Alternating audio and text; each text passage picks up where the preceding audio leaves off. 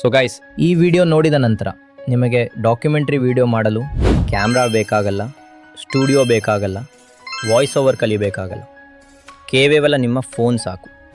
Sameer MD, Nitish Rajput ಅಥವಾ ಧ್ರುವ್ ರಾಠಿ ಥರದ documentary ವಿಡಿಯೋಗಳು ಅವರು ಮಾತ್ರ ಮಾಡಬಹುದು ಅಂತ ಯೋಚಿಸ್ತಾ ಇದ್ದರೆ ಅದು ತಪ್ಪು.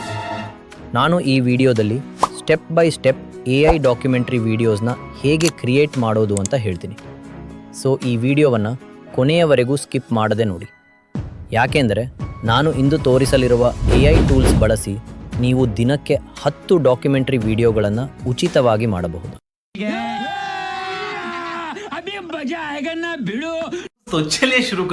ಸೊ ಗೈಸ್, ಇಂದು ನಾನು ನಿಮಗೆ ತೋರಿಸಲಿರುವ ಈ AI ಡಾಕ್ಯುಮೆಂಟ್ರಿ ವಿಡಿಯೋವನ್ನು ನಾನು ಸಂಪೂರ್ಣವಾಗಿ ಫ್ರೀಯಾಗಿ ನನ್ನ ಮೊಬೈಲ್ ಫೋನ್ನ ಸಹಾಯದಿಂದಲೇ ತಯಾರಿಸಿದ್ದೇನೆ. ಇದರಲ್ಲಿ ಯಾವುದೇ ಲಿಮಿಟೇಷನ್ ಇಲ್ಲ. ನೀವು ಬಯಸಿದರೆ ದಿನಕ್ಕೆ 1 ವಿಡಿಯೋ ಮಾಡಬಹುದು ಅಥವಾ ದಿನಕ್ಕೆ 10 ವಿಡಿಯೋಗಳನ್ನು ಮಾಡಬಹುದು. ಇದು ಸಂಪೂರ್ಣವಾಗಿ ಉಚಿತ. ಹೀಗಾಗಿ ಮೊದಲು ನೀವು ಈ AI ಡಾಕ್ಯುಮೆಂಟ್ರಿ ಕಥೆಯನ್ನು ಗಮನವಾಗಿ ಕೇಳಿ. ಒಂದು ತೋಟ, ಒಂದು ದಾರಿ ಮಾತ್ರ, ಸಾವಿರಾರು ಜನ. ಆದರೆ ಹೊರಬರುವ ದಾರಿ ಇಲ್ಲಿ, ಪಂಜಾಬಿನ ಅಮೃತಸರ್. ಇದು ಕೇವಲ ಒಂದು ದಿನವಲ್ಲ, ಇದು ಇತಿಹಾಸವೇ ರಕ್ತದಿಂದ ಬರೆಯಲ್ಪಟ್ಟದೆ. ಬೈಸಾಖಿ ಹಬ್ಬ, ಕುಟುಂಬಗಳು ಸೇರಿದರು. ಕೆಲವರು ಪ್ರತಿಭಟಿಸಲು, ಹಲವರು ಹಬ್ಬ ಆಚರಿಸಲು. ಸರ್ಕಾರದ ಸಂಖ್ಯೆಯ ಪ್ರಕಾರ 379 ಸಾವುಗಳು. ಆದರೆ ಭಾರತದ ಮನಸ್ಸು ಹೇಳುತ್ತದೆ 1000ಕ್ಕಿಂತ ಹೆಚ್ಚು. ಆ ದಿನ ಜಲಿಯನ್ವಾಲಾ ಬಾಗ್ ಒಂದು ತೋಟವನ್ನು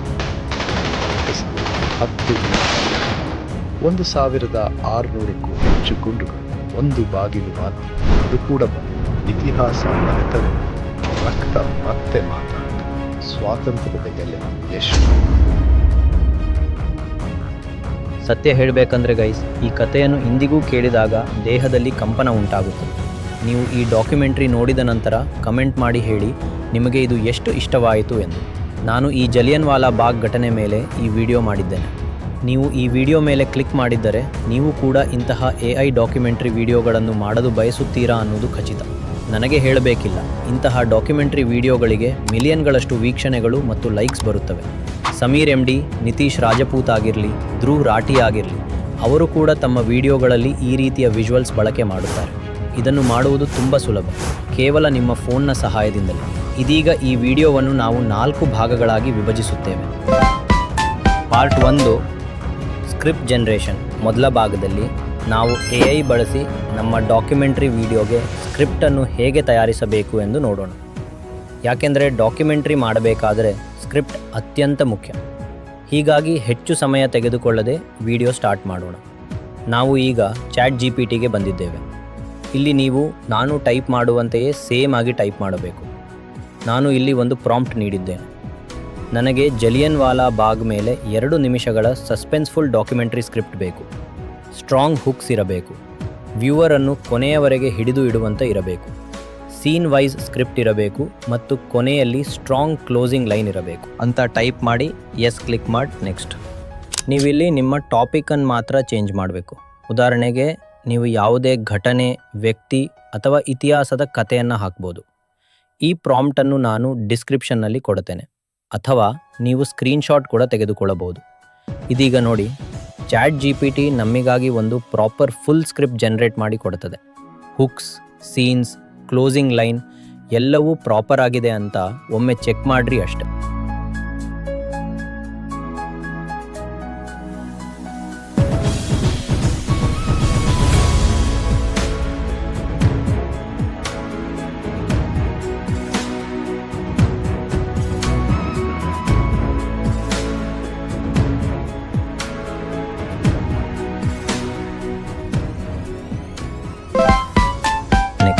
ಇದೀಗ ನಾವು ನಮ್ಮ ಡಾಕ್ಯುಮೆಂಟ್ರಿ ಅಥವಾ ಯಾವುದೇ ವಿಡಿಯೋಗೆ ಬೇಕಾದ ವಾಯ್ಸ್ ಓವರನ್ನು 11 ಲ್ಯಾಬ್ಸ್ ಬಳಸಿ ಹೇಗೆ ತಯಾರಿಸಬಹುದು ಅನ್ನೋದನ್ನು ನೋಡೋಣ.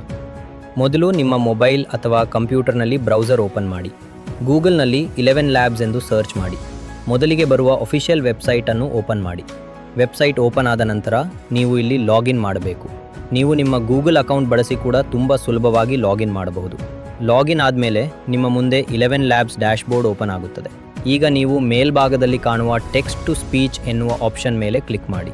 ಇಲ್ಲಿ ನೀವು ನೋಡಬಹುದು ಒಂದು ಟೆಕ್ಸ್ಟ್ ಬಾಕ್ಸ್ ಇರುತ್ತದೆ. ಇದೇ ಜಾಗದಲ್ಲಿ ನಾವು ನಮ್ಮ ವಾಯ್ಸ್ ಓವರ್ ಸ್ಕ್ರಿಪ್ಟನ್ನು ಪೇಸ್ಟ್ ಮಾಡಬೇಕು. ನೀವು ಈಗಾಗಲೇ ಚಾಟ್ GPT ಅಥವಾ ಬೇರೆ ಯಾವ ಟೂಲ್ ಬಳಸಿ ವಾಯ್ಸ್ ಓವರ್ ಸ್ಕ್ರಿಪ್ಟ್ ತಯಾರಿಸಿದ್ದರೆ ಅದನ್ನು ಕಾಪಿ ಮಾಡಿ ಇಲ್ಲಿ ಪೇಸ್ಟ್ ಮಾಡಿ. ಪೇಸ್ಟ್ ಮಾಡುವಾಗ ಒಂದು ವಿಷಯ ಗಮನದಲ್ಲಿಟ್ಟುಕೊಳ್ಳಿ. ಸ್ಕ್ರಿಪ್ಟ್ ಕಂಟಿನ್ಯೂಸ್ ಆಗಿರಬೇಕು. ಎಕ್ಸ್ಟ್ರಾ ಗ್ಯಾಪ್ಸ್ ಅಥವಾ ಅನ್ನೆಸೆಸರಿ ಲೈನ್ ಬ್ರೇಕ್ಸ್ ಇರಬಾರದು. ಇದರಿಂದ ವಾಯ್ಸ್ ಹೆಚ್ಚು ನ್ಯಾಚುರಲ್ ಆಗಿ ಬರುತ್ತದೆ. ಇದೀಗ ಟೆಕ್ಸ್ಟ್ ಪೇಸ್ಟ್ ಮಾಡಿದ ನಂತರ ನಾವು ವಾಯ್ಸ್ ಸೆಲೆಕ್ಟ್ ಮಾಡಬೇಕು. ಸ್ಕ್ರೀನ್ನ ಬಲಭಾಗದಲ್ಲಿ ನೀವು ವಿವಿಧ ರೀತಿಯ ವಾಯ್ಸಸ್ ನೋಡಬಹುದು. Male voice, female voice, calm tone, professional tone, story telling tone ಅನ್ನುವಂತೆ ಹಲವು ಆಪ್ಷನ್ಸ್ ಇರುತ್ತವೆ. ನಿಮ್ಮ ಡಾಕ್ಯುಮೆಂಟ್ರಿ ಅಥವಾ ಟ್ಯುಟೋರಿಯಲ್ ವಿಡಿಯೋಗೆ ಯಾವ ವಾಯ್ಸ್ ಸೂಟ್ ಆಗುತ್ತದೋ ಆ ವಾಯ್ಸನ್ನು ಸೆಲೆಕ್ಟ್ ಮಾಡಿ. ನೀವು ಬೇಗಿನರಾಗಿದ್ದರೆ ಡಿಫಾಲ್ಟ್ ಸೆಟ್ಟಿಂಗ್ಸ್ ಹಾಗೇ ಇರಲು ಬಿಡಬಹುದು. ಇದೀಗ ಎಲ್ಲವೂ ರೆಡಿ ಆದಮೇಲೆ ಕೆಳಗಿರುವ ಜನರೇಟ್ ಬಟನ್ ಮೇಲೆ ಕ್ಲಿಕ್ ಮಾಡಿ. ಕೆಲವು ಸೆಕೆಂಡ್ಗಳಲ್ಲಿ 11 ಲ್ಯಾಬ್ಸ್ ನಿಮ್ಮ ಸ್ಕ್ರಿಪ್ಟ್ಗೆ ವಾಯ್ಸ್ ಓವರ್ ಜನರೇಟ್ ಮಾಡುತ್ತದೆ. ವಾಯ್ಸ್ ಜನರೇಟ್ ಆದಮೇಲೆ ಒಮ್ಮೆ ಪ್ಲೇ ಮಾಡಿ ಕೇಳಿ. ವಾಯ್ಸ್ ನಿಮಗೆ ಇಷ್ಟವಾದರೆ ಡೌನ್ಲೋಡ್ ಆಪ್ಷನ್ ಮೇಲೆ ಕ್ಲಿಕ್ ಮಾಡಿ. ಈಗ ನಿಮ್ಮ ವಾಯ್ಸ್ ಓವರ್ MP3 ಫೈಲ್ ಆಗಿ ಡೌನ್ಲೋಡ್ ಮಾಡಿ. ಹೀಗೆ ಎಲ್ಲ ವಾಯ್ಸ್ ಓವರ್ಸ್ನ ರೆಡಿ ಮಾಡ್ಕೊಳ್ಳಿ.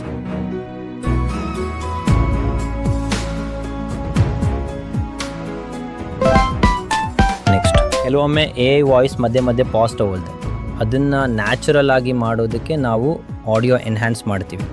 ಪ್ಲೇಸ್ಟೋರ್ನಿಂದ gold wave studio app install ಮಾಡಿ, ಆಡಿಯೋ ಇಂಪೋರ್ಟ್ ಮಾಡಿ, ಎಫೆಕ್ಟ್ಸ್ನಲ್ಲಿ ಸೈಲೆಂಟ್ ರಿಡಕ್ಷನ್ ಅಪ್ಲೈ ಮಾಡಿ, ಸೆಟ್ಟಿಂಗ್ಸ್ ಅಡ್ಜಸ್ಟ್ ಮಾಡಿ, ನಂತರ ನಾನು ಹೇಳುವ ಸೇಮ್ ಸೆಟ್ಟಿಂಗ್ಸ್ನ ಅಪ್ಲೈ ಮಾಡಿರಿ. ಥ್ರೆಶೋಲ್ಡ್ -40, ಡ್ಯೂರೇಷನ್ 0.2, ರೆಡ್ಯೂಸಿಂಗ್ 0, ಮ್ಯಾಕ್ಸಿಮಮ್ 0 ಮತ್ತು ಆಡಿಯೋ ಎಕ್ಸ್ಪೋರ್ಟ್ ಮಾಡಿ. ಅದಾದ ನಂತರ ವಿಜುವಲ್ಸ್ ತಯಾರಿಸುವ ಸಮಯ. ಮತ್ತೆ ಚಾಟ್ GPTಗೆ ಹೋಗಿ ಸ್ಕ್ರಿಪ್ಟ್ನ ಪ್ರತಿ ಲೈನ್ಗೆ documentary style visual prompt generate ಮಾಡೋದು ಹೇಳಿ. ಪ್ರತಿ ಲೈನ್ ಕಾಪಿ ಮಾಡಿ ಪ್ರಾಂಪ್ಟ್ ಪಡೆಯಿರಿ. Next, meta AI website open ಮಾಡಿ ಲಾಗಿನ್ ಮಾಡಿರಿ. ಕ್ರಿಯೇಟ್ ಆಪ್ಷನ್ಗೆ ಹೋಗಿ ಪ್ರಾಂಪ್ಟ್ ಪೇಸ್ಟ್ ಮಾಡಿದ ಮೇಲೆ ರೇಷಿಯೋ ಸೆಲೆಕ್ಟ್ ಮಾಡಿ. ನಿಮಗೆ 16, 9 ಅಥವಾ 9, 16 ಯಾವುದು ಬೇಕು ಅಂತ ನೋಡಿ ಜನರೇಟ್ ಮಾಡಿ. ಆಮೇಲೆ ಮೆಟಾ AI ಹೈ ಕ್ವಾಲಿಟಿ ವಿಜುವಲ್ಸ್ನ ಜನರೇಟ್ ಮಾಡುತ್ತೆ. ನಿಮಗೆ ಇಷ್ಟವಾದ ಫ್ರೇಮ್ ನೋಡಿ, ಅಲ್ಲಿ ಆ್ಯನಿಮೇಟ್ ಅಂತ ಆಪ್ಷನ್ ಇರುತ್ತೆ, ಅದನ್ನು ಕ್ಲಿಕ್ ಮಾಡಿ. ಸೊ ಅದು ನಿಮಗೆ ಆ್ಯನಿಮೇಟೆಡ್ ಕೊಡುತ್ತೆ. ಅದನ್ನು ಡೌನ್ಲೋಡ್ ಮಾಡಿ. ಇದಕ್ಕೆ ಯಾವುದೇ ಲಿಮಿಟ್ ಇಲ್ಲ, ನೀವು ಅನ್ಲಿಮಿಟೆಡ್ ಟೈಮ್ಸ್ ಯೂಸ್ ಮಾಡ್ಬೋದು. ಸೊ ಹೇಗೆ ಎಲ್ಲ ಸೀನ್ಸ್ನೂ ಇದೇ ರೀತಿ ಜನರೇಟ್ ಮಾಡಿ ಇಟ್ಕೊಳ್ಳಿ. ಸೊ ನೆಕ್ಸ್ಟ್, ಕೊನೆಗೆ ಎಡಿಟಿಂಗ್. ಮೊದಲು ವಾಯ್ಸ್ ಓವರನ್ನು ಟೈಮ್ ಲೈನ್ಗೆ ಹಾಕಿ. ಆಡಿಯೋ ಕೇಳುತ್ತಾ ವಿಜುವಲ್ಸನ್ನು ಸೀಕ್ವೆನ್ಸ್ ವೈಸ್ ಅರೇಂಜ್ ಮಾಡಿ. ಸೀನ್ ಚೇಂಜ್ ಆಗುವುದ ಜಾಗದಲ್ಲಿ ಫೇಡ್ ಇನ್ ಅಥವಾ ಫೇಡ್ ಔಟ್ ಟ್ರಾನ್ಸಿಷನ್ಸ್ ಅಪ್ಲೈ ಮಾಡಿರಿ. ಡೇಟ್, ಟೆಕ್ಸ್ಟ್, ಸಿನೆಮ್ಯಾಟಿಕ್ ಎಫೆಕ್ಟ್ಸ್ ಆ್ಯಡ್ ಮಾಡಿ. ಆಮೇಲೆ ನಿಮಗೆ ಇಷ್ಟವಾದ ಬ್ಯಾಕ್ಗ್ರೌಂಡ್ ಮ್ಯೂಸಿಕ್ ಮತ್ತು ಸೌಂಡ್ ಎಫೆಕ್ಟ್ಸ್ ಆ್ಯಡ್ ಮಾಡಿರಿ.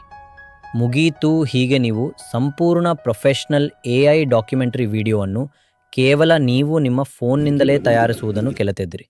ಒಂದು ತೋಟ, ಒಂದು ದಾರಿ ಮಾತ್ರ, ಸಾವಿರಾರು ಜನ. ಆದರೆ ಹೊರಬರುವ ದಾರಿ ಇರಲಿ. ಪಂಜಾಬಿನ ಅಮೃತಸರ್. ಇದು ಕೇವಲ ಒಂದು ದಿನವಲ್ಲ, ಇದು ಇತಿಹಾಸವೇ ರಕ್ತದಿಂದ ಬರೆಯಲ್ಪಟ್ಟದೆ. ಬೈಸಾಖಿ ಹಬ್ಬ. ಕುಟುಂಬಗಳು ಸೇರಿದವು. ಕೆಲವರು ಪ್ರತಿಭಟಿಸಲು, ಹಲವರು ಹಬ್ಬ ಆಚರಿಸಲು. ಸರ್ಕಾರದ ಸಂಖ್ಯೆಯ ಪ್ರಕಾರ 379 ಸಾವುಗಳು. ಆದರೆ ಭಾರತದ ಮನಸ್ಸು ಹೇಳುತ್ತದೆ 1000ಕ್ಕಿಂತ ಹೆಚ್ಚು. ಆ ದಿನ ಜಲಿಯನ್ವಾಲಾ ಬಾಗ್, ಒಂದು ತೋಟದಲ್ಲಿ 1600ಕ್ಕೂ ಹೆಚ್ಚು ಗುಂಡುಗಳು, ಒಂದು ಬಾಗಿಲು ಮಾತ್ರ.